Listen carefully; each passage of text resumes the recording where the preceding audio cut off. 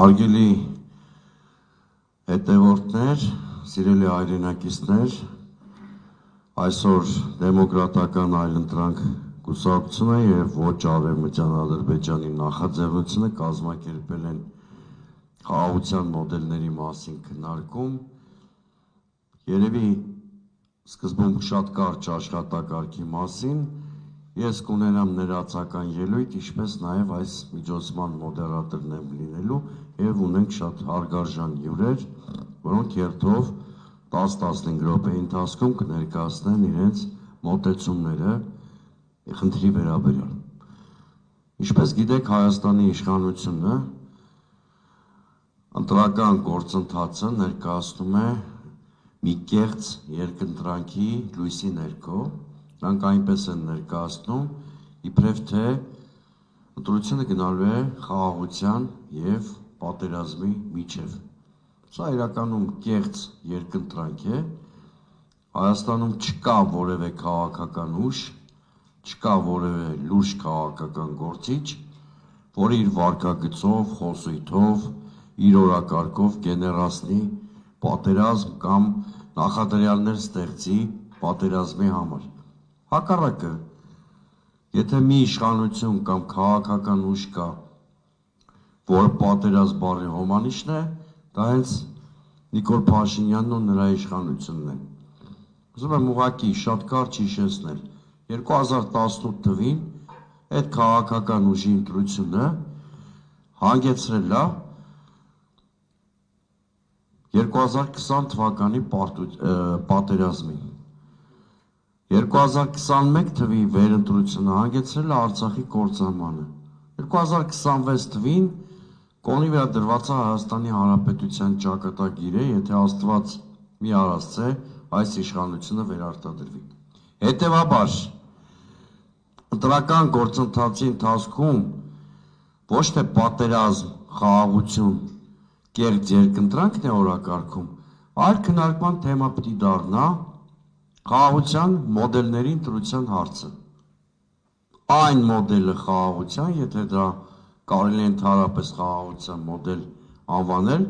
որը որդեգրվել է Փաշինյանի կողմից, հիմնված է միակողմանի զիջումների, ուժի պարտադրանքի ներքո արված զիջումների, Հայաստանի քաղաքակրթական ինքնության դեմ անզուսպ պայքարի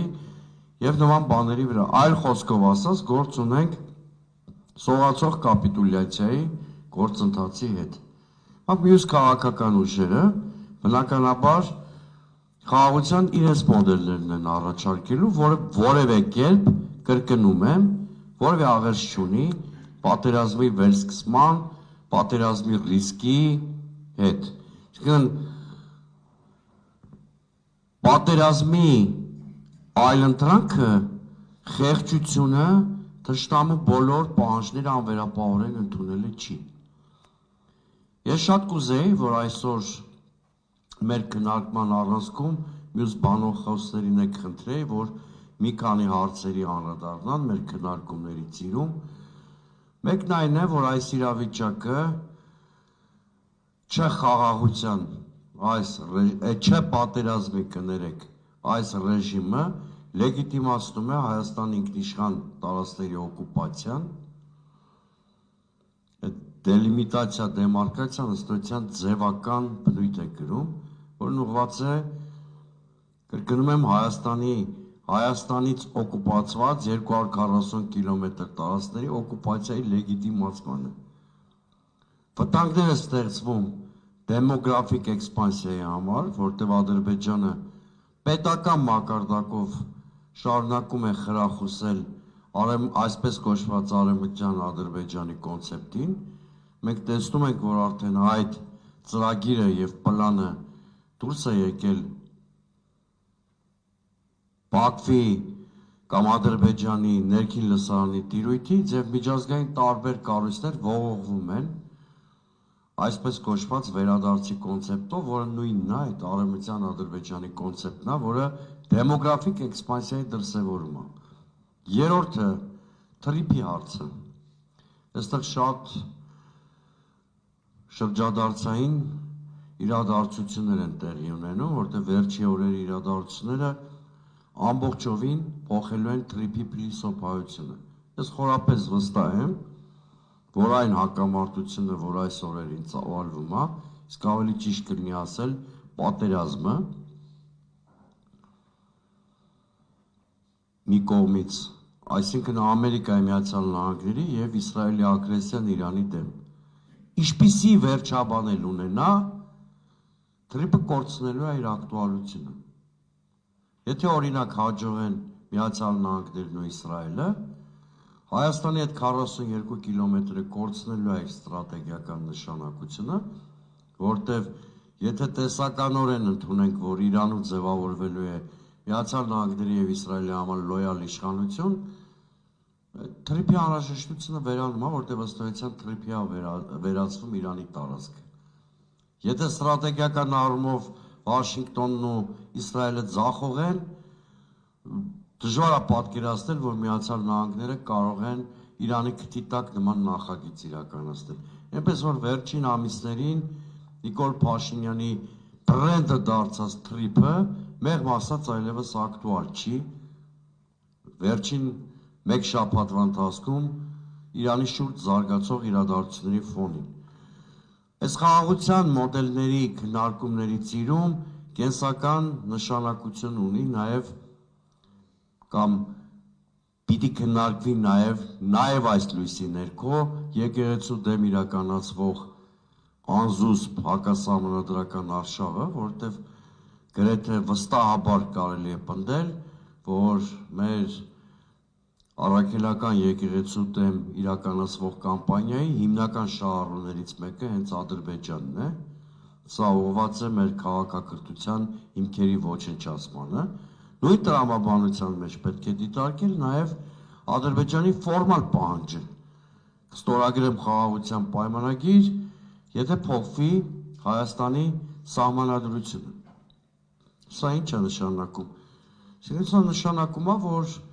նախ ես խորապես համոզված եմ, որ դա Ադրբեջանի համար պատրվակ է, որովհետև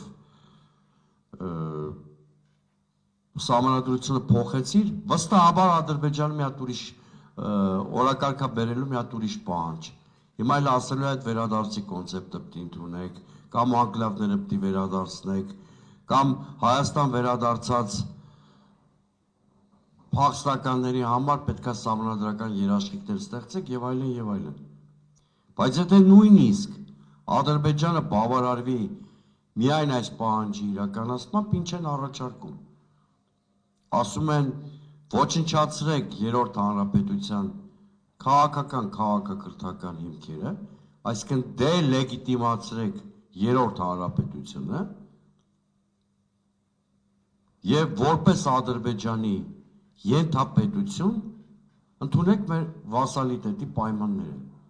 Սա ըստ էության դա է նշանակում եւ եթե վերարտադրում ենք Նիկոլ Փաշինյանին 2026 թվականի ընտրություններում, դա նշանակում է կանաչ լույս վառել Ադրբեջանի ագրեսիվ քաղաքականության լեգիտիմացման համար, դա նշանակում է լույս վառել դեմոգրաֆիկ էքսպանսիայի համար, դա նշանակում է մեր պետության եւ ժողովրդի քաղաքակրթական հիմքերի դեմ պայքարը լեգիտիմացնել։ Մոտավորապես սա է ռեալ իրավիճակը, որ ստեղծվել է եւ ես ակնկալում եմ այսօր մյուս բանախոսների ելույթներում լսել սրա մասին դիտարկումներ